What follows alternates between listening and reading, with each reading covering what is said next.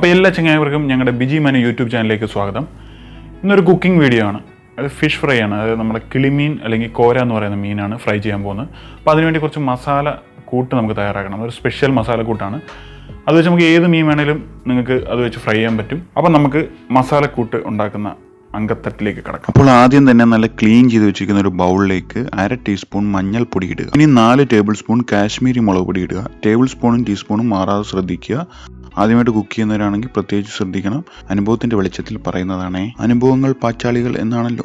ഇനി 2 teaspoon crush ചെയ്ത കുരുമുളക് പൊടി ഇടുക. അത് വീട്ടിൽ തന്നെ പൊടിച്ചെടുത്താൽ ഉഷാറായിരിക്കും. ഇനി 2 table spoon ginger garlic paste ചേർക്കുക. അതായത് ചെറിയൊരു കഷ്ണം ഇഞ്ചിയും ഒരു 8-10 അല്ലി വരുന്ന വെളുത്തുള്ളി വെള്ളം ചേർക്കാതെ മിക്സിയിൽ അരച്ചെടുത്താണ് ജിഞ്ചർ ഗാർലിക് പേസ്റ്റ്. ഇനി 2 ടേബിൾ സ്പൂൺ നാരങ്ങാ നീര് ചേർത്ത് കൊടുക്കുക. നാരങ്ങാ നീരില്ലെങ്കിൽ 1 ടേബിൾ സ്പൂൺ വിനാഗിരി ചേർത്താലും മതി. ഇനി 2 ടേബിൾ സ്പൂൺ കോക്കനട്ട് ഓയിൽ അതായത് വെളിച്ചെണ്ണ ചേർത്ത് കൊടുക്കുക. ഇനി 1 ടീസ്പൂൺ ഉപ്പും കൂടെ ചേർക്കുക. 2 ടേബിൾ സ്പൂൺ വെള്ളവും കൂടെ ഒഴിച്ചു കൊടുക്കുക. ഇനി ഈ മസാലക്കൂട്ടെല്ലാം കൂടെ നന്നായിട്ട് അങ്ങോട്ട് കുഴച്ച് അങ്ങോട്ട് സെറ്റാക്കി എടുക്കുക.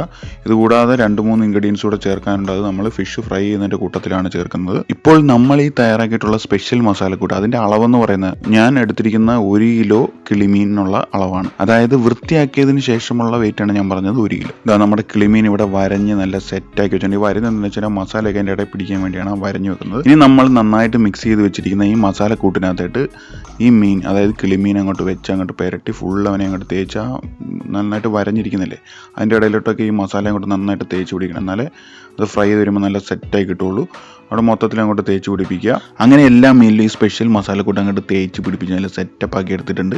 ഇനി ഒരു പാത്രം വെച്ച് അടച്ച് ഫ്രിഡ്ജിൽ ഒരു മണിക്കൂറെങ്കിലും വെക്കണം. കുറഞ്ഞത് ഒരു അരമണിക്കൂറെങ്കിലും എന്തായാലും വെക്കണം. ഒരു കാര്യം പ്രത്യേകം ശ്രദ്ധിക്കണം, ഫ്രിഡ്ജിലാണ് വെക്കേണ്ടത്, ഫ്രീസറിലല്ല. ഇനി സ്റ്റൗ കത്തിച്ച് ഫ്രൈയിങ് പാൻ ചൂടാക്കാൻ വെക്കുക. ചൂടായതിനു ശേഷം അതിലേക്ക് ഒരു 3 ടേബിൾ സ്പൂൺ വെളിച്ചെണ്ണ അതായത് കോക്കനട്ട് ഓയിൽ നല്ല ശുദ്ധമായ വെളിച്ചെണ്ണ കിട്ടിയാൽ അത്രയും ബെസ്റ്റ് ആയിരിക്കും. നമ്മളെ പ്രവാസികളെ സംബന്ധിച്ചോളം നല്ല ക്വാളിറ്റിയുള്ള സൺഫ്ലവർ ഓയിൽ ആയാലും മതി.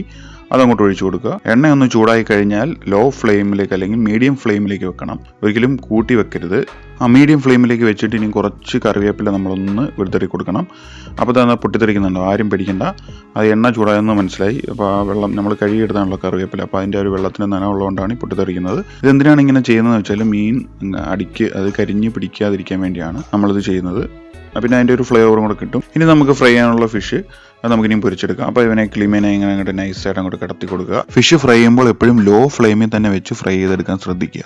ഇനി ഇവൻ്റെ ഒരു സൈഡ് ഒരു 5 മുതൽ 6 മിനിറ്റ് വരെ നമുക്കൊന്ന് ഫ്രൈ ചെയ്ത് വേവിച്ചെടുക്കാം. അത് മീനിൻ്റെ വലുപ്പം അനുസരിച്ചും ചിലർക്ക് നല്ല രീതിയിൽ മൊരിഞ്ഞ് കിട്ടണം, ചിലർക്ക് നല്ല ഫ്രൈ ആയി കിട്ടണം. അപ്പോൾ അങ്ങനെ ഉണ്ടെങ്കിൽ അതിൻ്റെ സമയത്തിന് കുറച്ച് വ്യത്യാസം വരും, കൂടുതലെടുക്കുക. ഇപ്പോൾ എനിക്കൊരു മീഡിയം റേഞ്ച് മതി എന്നുണ്ടെങ്കിൽ ഒരു 5 മുതൽ 6 മിനിറ്റ് വരെ ഒന്ന് ഫ്രൈ ചെയ്തെടുക്കുക.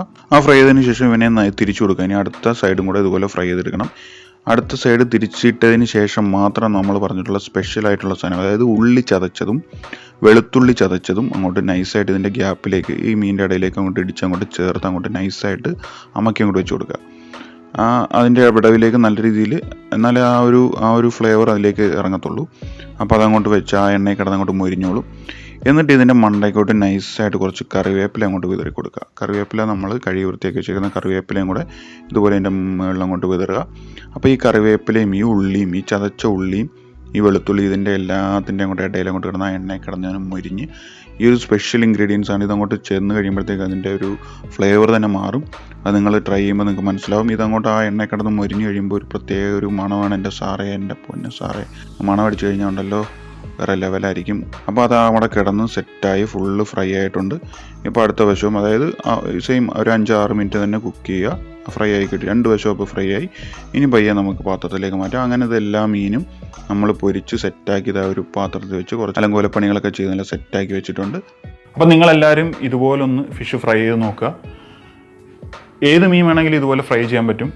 നെയ്മീനോ ഏത് മീനായാലും, പ്രത്യേകിച്ച് നമ്മുടെ നെയ്യുള്ള മത്തി ഉണ്ടല്ലോ, മത്തി ഇതുപോലെ അങ്ങോട്ട് ഫ്രൈ ചെയ്തെടുത്ത് കഴിഞ്ഞാൽ അതുപോലെ ആ ഉള്ളി ചതച്ചതും വെളുത്തുള്ളി ചതച്ചതും പിന്നെ ആ കറിവേപ്പിലേക്ക് ഇട്ട് അങ്ങോട്ട് ഇതിൻ്റെ ഇടയിൽ ആ നെയ്യ് അങ്ങോട്ട് ഉരുകി വന്നു കഴിയുമ്പോൾ നല്ല കുഴച്ച കപ്പയുടെ കൂടെ ഇതങ്ങോട്ട് കൂട്ടി പിടിച്ചങ്ങോട്ട് കഴിഞ്ഞാണ്ടല്ല എൻ്റെ പൊന്നടവേ വേറെ ലെവലായിരിക്കും.